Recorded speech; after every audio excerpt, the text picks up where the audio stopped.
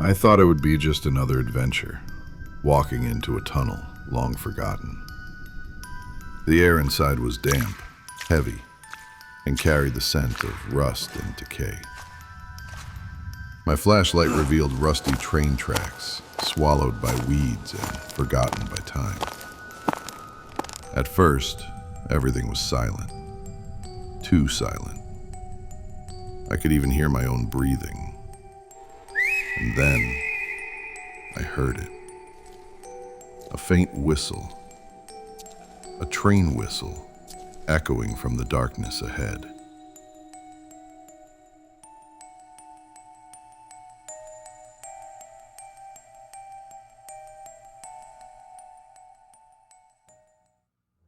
I froze.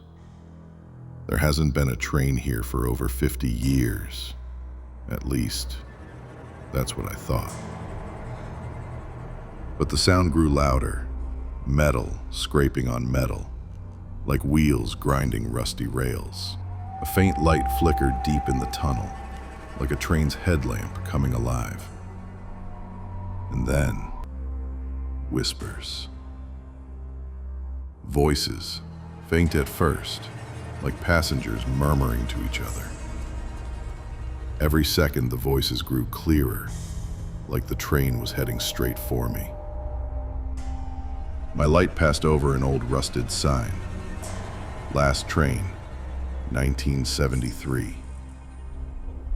The air grew colder, my breath visible, like something else was breathing with me.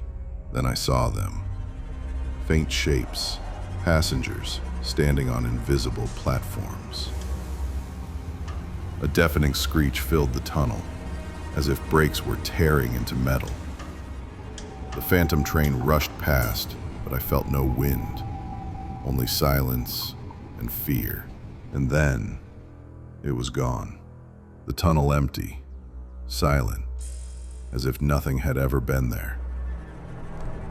But in the reflection of a broken glass, I saw faces staring back at me.